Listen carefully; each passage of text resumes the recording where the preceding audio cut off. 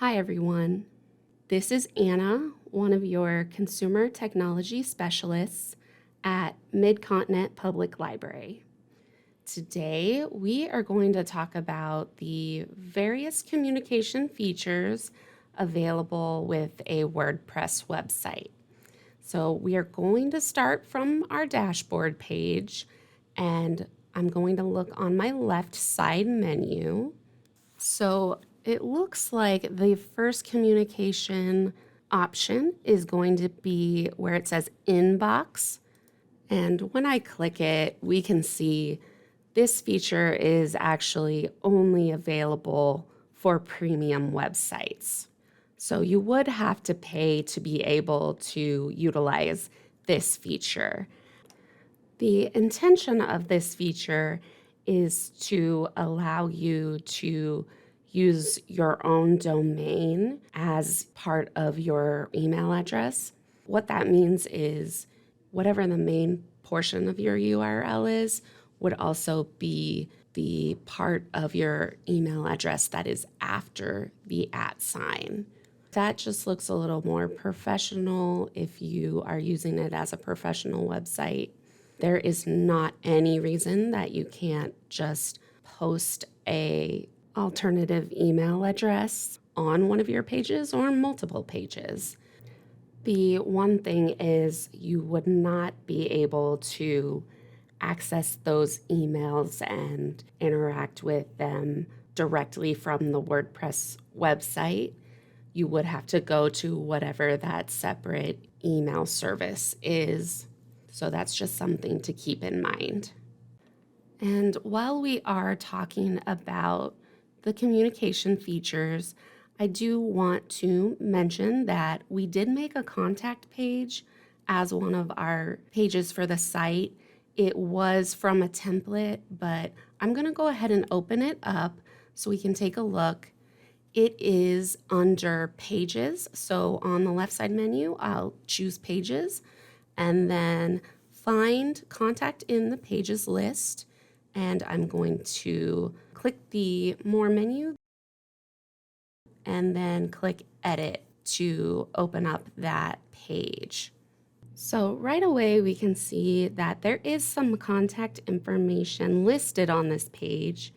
It is the template information. So there is an address, email address, and phone number.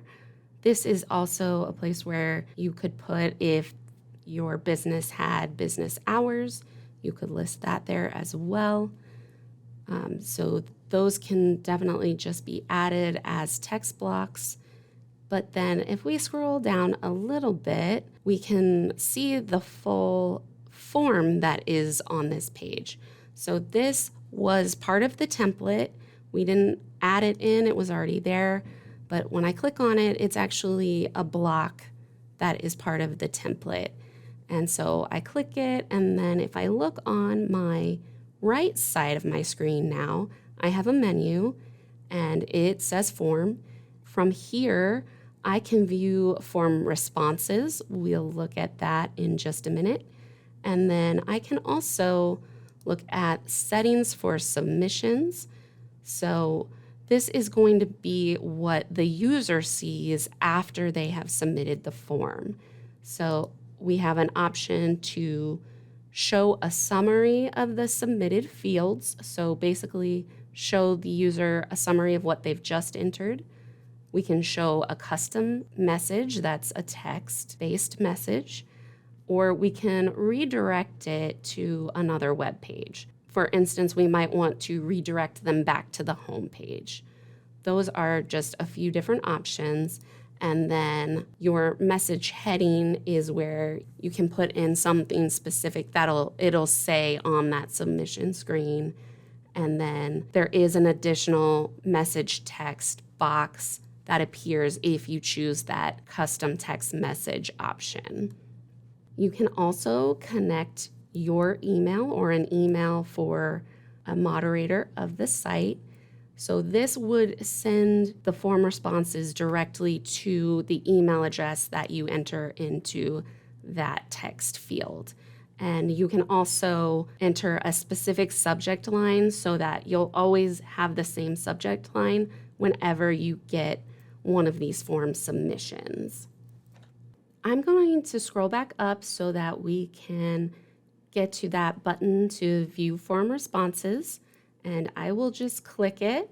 It does open a new tab for me with a dashboard of some of this is going to be more stats related and looking at page interactions. But if I look at the box that says at a glance, that is right underneath where it says dashboard, I can see that there are comments. It says there are 0 comments, but there is 1 comment in moderation. So that means that publicly there are 0 comments, but someone did leave a comment that I now need to review and figure out what I want to do with. There is also a comment that is listed as spam. So I can review that one as well just to see why it has been put in spam. That is something that was automatically done. So you may have to go and look at those comments. Also, this page, even though it said it was for form responses, it's really only showing us comments. The form submissions can be found under the feedback section of our left side menu. So let's go ahead and click on that and we'll come back up to comments afterwards. So when I click feedback, I do get some drop-down responses, including form responses. There's also crowd signal and ratings that are options. But right now it defaulted to the form responses, so I can see that the response was from Matilda Parker Lewis. The source was from the contact page, so if I have multiple forms on different pages, this is how I'll know which one was filled out. I have the date, and then I have the name and email address of the person who submitted the form, as well as what they actually put in the form. Right now, there's just one response, but as there become more and more responses, you do have options to select multiple or all of those responses and apply bulk actions like marking as spam or moving to trash. You can also filter dates or sources. So again, if you have multiple forms and you want to see responses for certain forms, you could do that. You also do have an option to export those responses. And it looks like you can download them as a CSV file, which can be looked at on Microsoft Excel. They are also testing, it looks like it's in beta, to export the data to Google Sheets. That would require you to connect your Google Drive account to the WordPress account. So that's something to keep in mind, but those are both options. And then it looks like we can also check for spam. And there is a search box if we wanted to search for maybe a keyword in the response, or if we get multiple from the same person, we could probably put their name in the search and we could see all of those options. And then crowd signal, it's kind of a page where you can add different things to your site to make it more interactive with the users that are coming to view your site. So options like adding a poll, adding a survey, an embedded survey, putting a feedback button, which we kind of have one already on our site. It's the recommend a book button, but it goes to the same contact page. And then we can also have viewers rate something. So there's a voting option.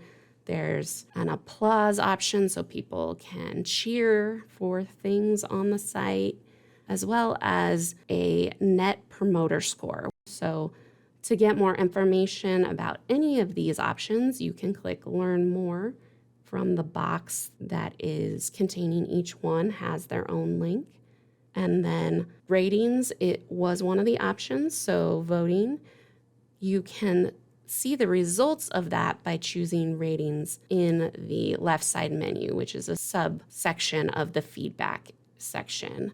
And we don't have any ratings right now, but if we did, we would be able to look at them here, and it does look like we can sort them and apply filters just like we did with the form responses.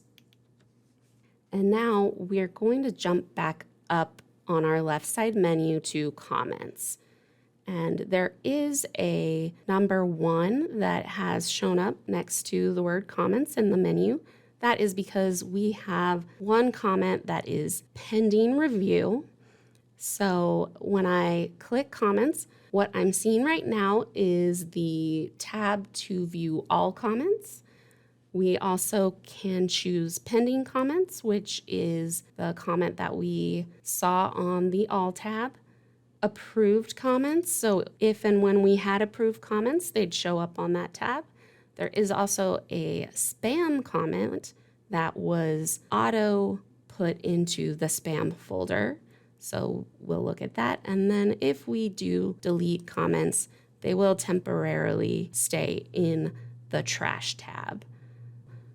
Going back to the pending tab, we do have this comment. It's from Matilda Parker Lewis, and we have the option, we can read the comment, we can see it was left on the blog entry or blog article for the Phantom Wheel. So that's where it came from, and it looks like we can click and go directly there. And we can see the comment. Then we have options to approve, mark it as spam, put in the trash, like the comment. We can edit the comment, or we can actually reply to the comment right from here. So we will go ahead and click approve, and then now we would be able to see the comment on that blog entry. So it would be right underneath the blog entry, and it would be publicly available for anyone to see. Now the spam comment, I actually did write this spam comment, but I think I did not fill out all the required fields that come up when you leave a comment, which is why it was auto-directed to spam. I can look at it and I can see that it looks okay. I know it's from a real person. You might not always know that it's from a real person or a bot or something.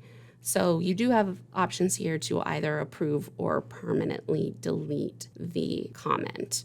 So depending on which one you choose, it will either move to the All tab and the Approved tab, or it may not even go into trash because you're deleting it permanently. So you have that. And then there are also options to bulk edit the comments in the spam folder, as well as just empty the spam folder and delete everything that's in it.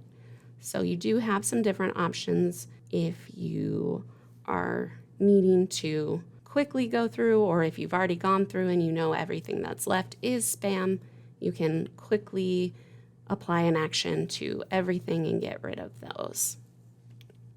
And then on our left side menu, if we go down to the settings option and we click on that, there are options to look at, looks like the discussion. And this is where you can customize discussion settings for the site. So you can control how people interact through comments or how they interact with your blog posts and other things on your site. So looks like there are default article settings. You can make a few adjustments for that. And then you do have some specific options for comments. So you can say that you only want comments from someone who fills out their name and email. You could toggle on that users need to be registered with WordPress and logged in order to comment. You can automatically close blog entries for comments after 14 days. You can change that number. And here on this page, articles would be referring to your blog entries. And then once you have your comment settings, how you would like them, you can scroll down and there's a section where you can tell WordPress to email you whenever specific events happen. So if someone posts a comment, you could get an email. You do also have under that options to do a little bit of moderating before a comment appears on the site. So it looks like you can choose comments must be manually approved, and then comment author must have a previously approved comment. And then you do have some options for comment moderation. It looks like you can also choose to have a comment be just automatically deleted if it has these certain words. So you do have some different options to have the site help you moderate the communication that's happening between you and the users. And then you can control how much you want to be actively involved in that moderation. So those are all of the communication options that are currently available using a WordPress website. That's it for today's video. If you liked it, make sure you let us know by following our MCPL 360 page on Facebook and our MCPL MO channel on YouTube. We premiere new videos every Wednesday and Friday at 1 p.m. And if you missed the live event, you can always find all of our videos on YouTube on one of our many technology-related playlists on our YouTube channel. Thanks again for watching, and we will see you again next time.